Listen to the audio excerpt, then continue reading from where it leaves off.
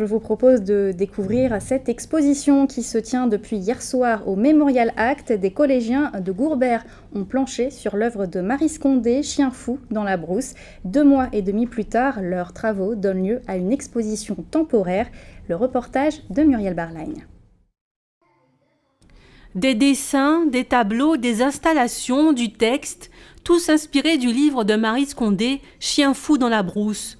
Leurs auteurs, des élèves de 4e et de 5e du collège Richard Samuel de Gourbert, mais aussi ceux d'un établissement scolaire marseillais.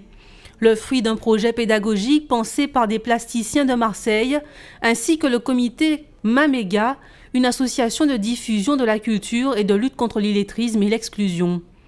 Nous ayant contactés pour porter ce projet en Guadeloupe, c'est avec un intérêt évident qu'on a souhaité donc réitérer cette expérience en Guadeloupe afin de permettre donc à des collégiens guadeloupéens d'une part de lire l'œuvre, de se l'approprier de manière vraiment artistique et historique, parce qu'il s'agissait à partir de la lecture de l'œuvre de produire des créations plastiques et ensuite de les exposer voilà, sous forme d'une exposition temporaire.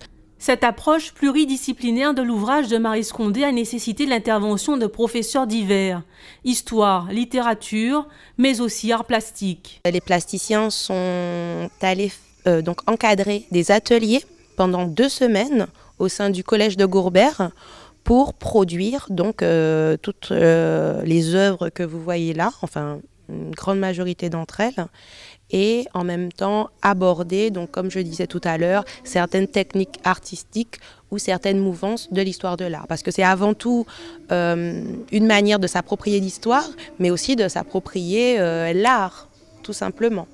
Et ils ont aussi participé à la Céno, enfin voilà, ça a été vraiment comment dirais-je, un projet collectif.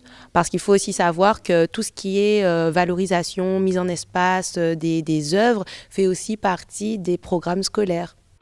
Ce projet a obtenu le soutien du ministère des Outre-mer, du ministère de la Culture et du Mémorial Act. L'exposition y est installée jusqu'au 28 février 2016.